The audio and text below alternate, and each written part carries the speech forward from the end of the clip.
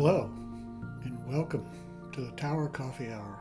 I'm your host, Preston or Ty Tyree, and in this episode, we look at a new business that opened in where the old Halcyon used to be, on the Paseo by Nessie and the children's playground. This new business is called ThroughFare and is an offshoot of a great bakery downtown called ThroughBread. And I had a chance to talk with the two partners, Ryan and Nick, and they have a great story.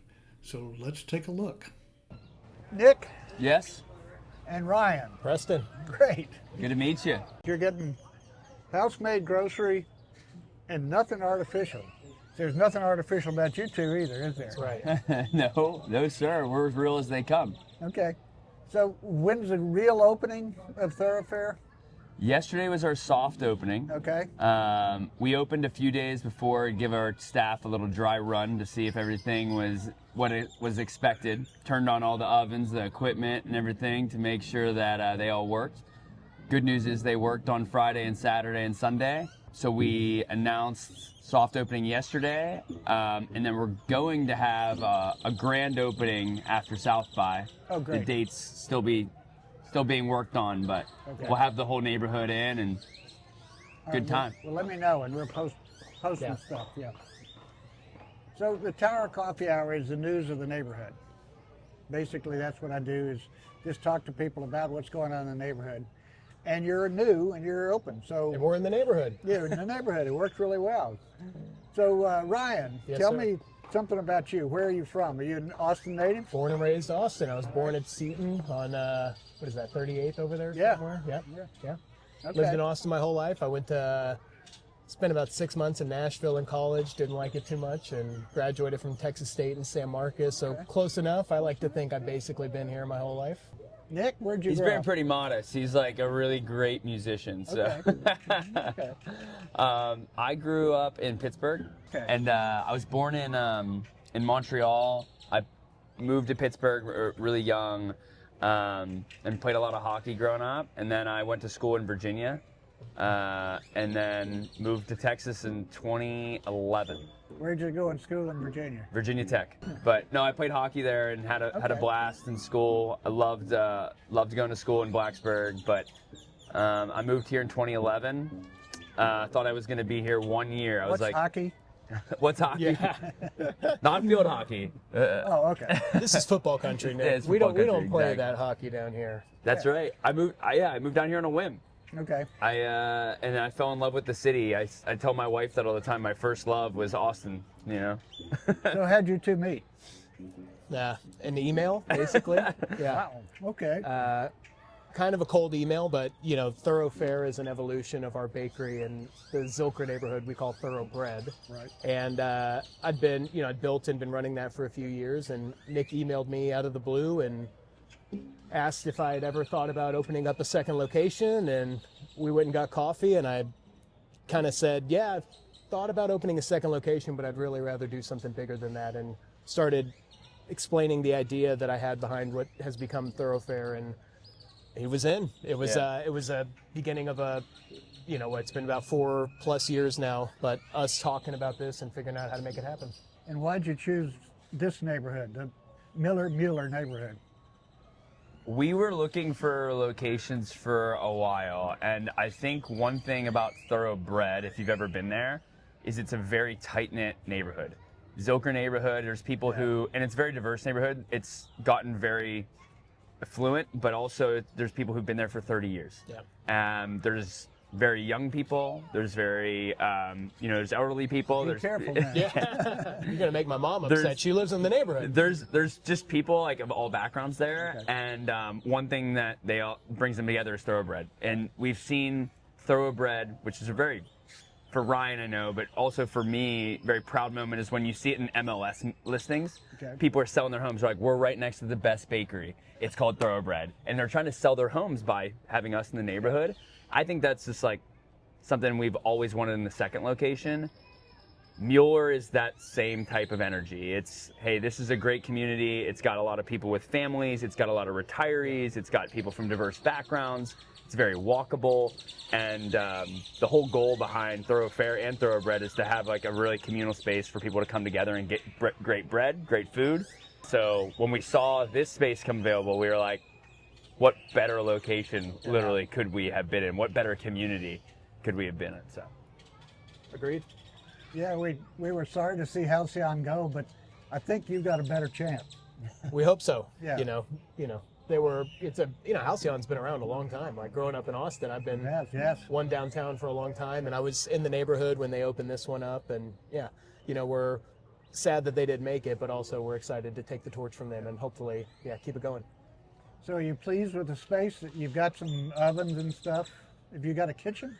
yeah, we have an open concept for the kitchen. The goal of our business is transparency, and we just kind of evolved that into our space a little bit, so you can see everyone making everything. Okay. We have a really small back of house, but that's really just for storage. And not many people know this, but most of our operation is actually in our commissary kitchen. It's pretty large. It's quite a bit larger than this space. And Ryan has been leading the torch over there, and that team has been just rock solid for us and making about 170 products right Something now? like that, yeah. Wow. Every day. 170 products our team makes, and just it's the highest quality products with minimal ingredients and real food that's been done. So as much as our kitchen is very transparent here, a lot of people don't see that side of it, and we want to show that to the world as well and open it up to them. So you've got the background in the product, I guess. and where did that come from? Oh man, We're talking about a musician here. Yeah, I don't even really know how to answer that. I think even just like music, when I get interested in something, I get really interested. I would consider myself self-taught in everything I do, including music. And when something hooks me, I can get really, really obsessed with it and learning how to do it. And that's how ThroughBread started. I just fell in love with making sourdough bread, and you do something you love, you get good at it, and eventually it turns into a little business. It started as a bread subscription program, which evolved into a little bakery, and then the wheels kept turning. We're making food. Does this only apply to bread? And we wanted to just keep going down that. And yeah, it's all just self-taught in your home. My wife and I started growing our own food about 4 years ago, and then just learning how to cook everything we could. That was part of the education of how to do what we're doing here. Was I don't know how to make mayonnaise. I don't know how to make pickles. So I got to go learn. And we just started making all of our own food from the produce that we were growing, and really fell in love with the process and the quality of the product, and felt that would be something that we could share with the world and people would enjoy. But the long and short is just a lot of trial and error is how I learned how to make some of this stuff. And to be clear, we have inspiration from all kinds of people within the company. It's not that Ryan made every single recipe that's in here. This is a team effort, and we all contribute what we can and love making good food. Then you get this email from this guy. Yes. And that's the next step. So where are we going from here? From this right here where we're sitting right now? Yeah. This to us is a proof of concept. Okay. It's, as Nick said, we have a commissary facility behind this, and we have a thesis about the way that we think food should be made and distributed, and we think that the current American food system is beautiful in its own way, but a little bit off course if you are focused on quality and longevity. And we believe we have built a business system that can deliver a better quality product to the people of Texas. And the first step is introducing that to the world and seeing the reaction. When there's something new like this, you almost have to see what it becomes. We don't really know what this is until it interacts with our customers and we see how they interact with it. And then from there, we continually refine it, make it better, and then we open more locations. And the goal for us is to make it an option to get quality food all over the country, or all over the state, especially first. Okay. But Austin, Texas, and if this works, we'll see from there. ThroughBread sounds like a bread place. Yes. A bakery. ThroughFare, on the other hand, doesn't. And you've got a lot of stuff in there. Yeah. I walked in, I was just kind of like, oh, wow. Of course, I talked to Nick about when we start the wine parties. Oh yeah, they're coming, right? It's coming, yeah. All right. but you got a lot of other things. What are some of the big categories of stuff you've got besides bread and wine? Nick's been seeing it on the shelves more than I have. Going back to the email, right? When I reached out to Ryan, what I was expecting was, hey, let's open another ThroughBread. It was my favorite bakery I've ever been to. It was small, it was very intimate, it was neighborhood focused, it was the highest quality product I've seen. And Ryan's big, push and idea and vision was, let's do ThroughBread for the entire grocery store. And that's where the ThroughBread to ThroughFare became, because from bread to food, fair. And so the products in there that we're selling are really what you most commonly buy, as Ryan and me said, the greatest hits of the grocery store.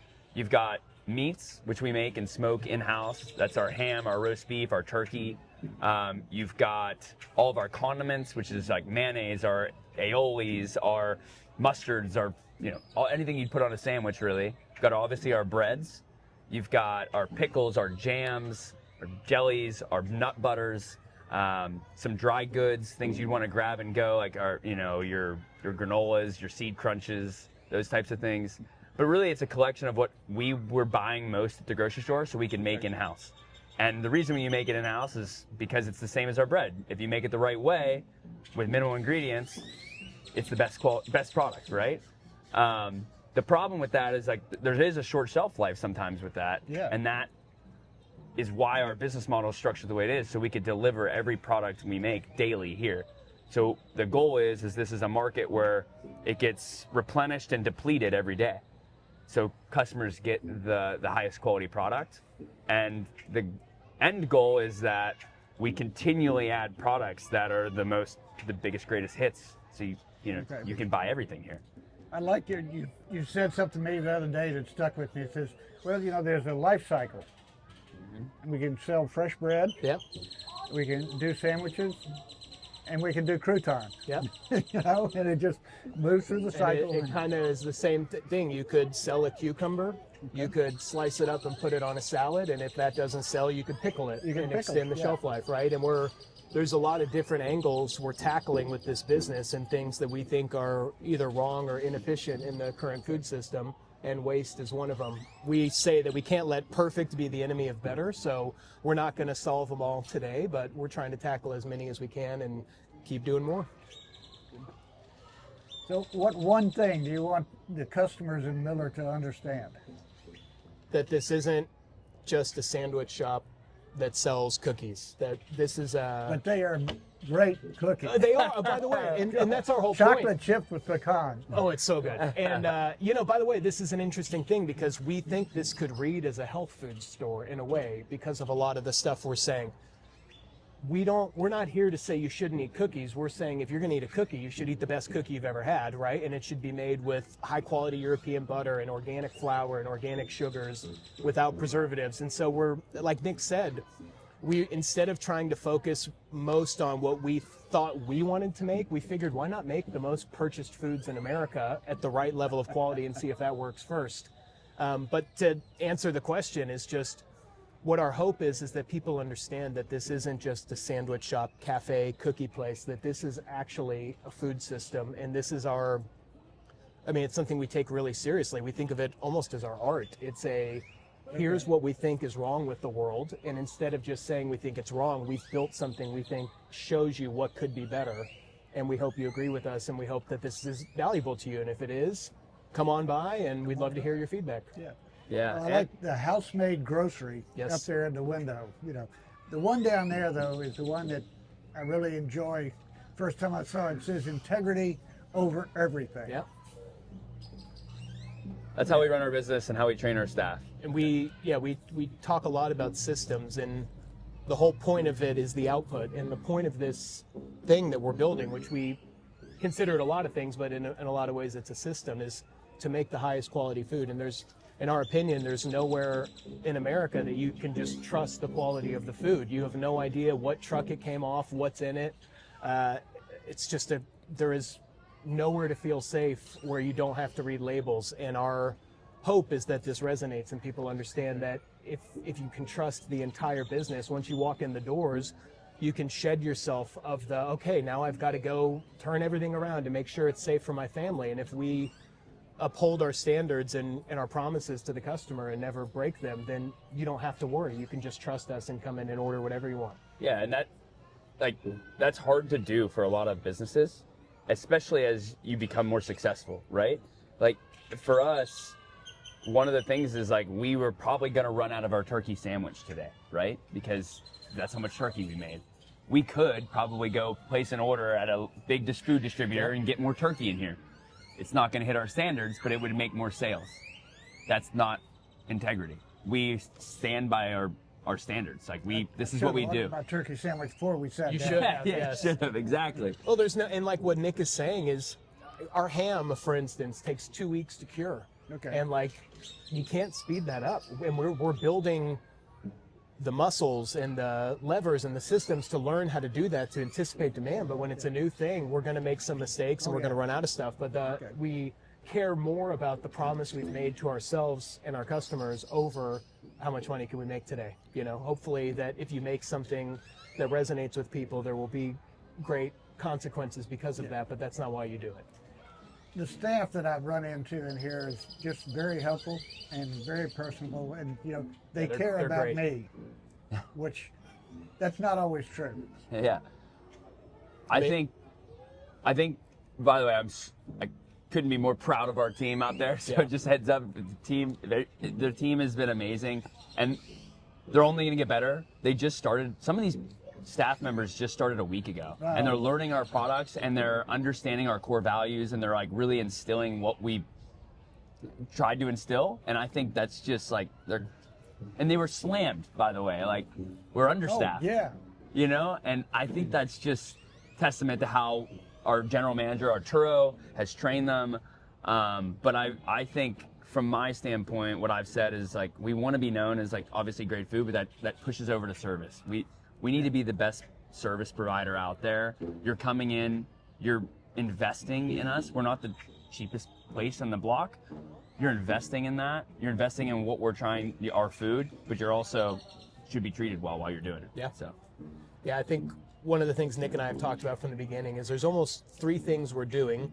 We make a product, but that product is an experience that you have of how do I get that product, and then also the organization with which we make that product is kind of an internal product that we make. What is it like to work at this company? How is our ending product, and how does the customer feel when they engage with it? Are 3 aspects we take extremely seriously. And I think Nick and I and everyone on the team holds ourselves to a really high standard of trying to do as well as we can in those areas.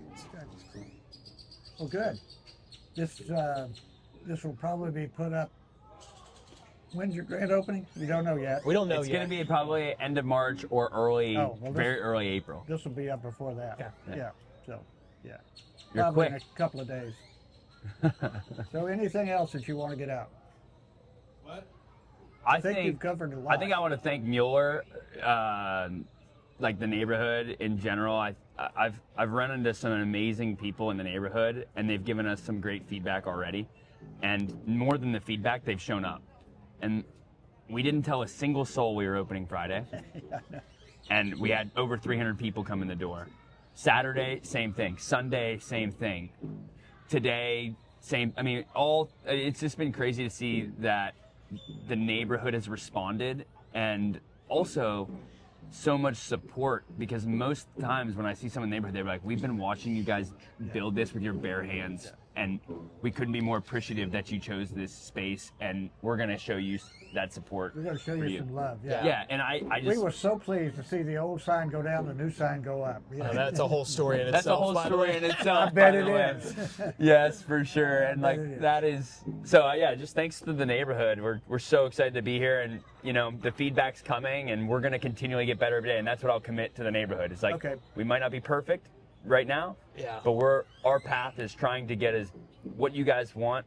We'll try to get it. Okay, so every month we have a neighborhood association meeting, and at that meeting, some organization here in the community does what we call breakfast buddy and has snacks at the meeting. So I'm going to get you on the list. Yeah.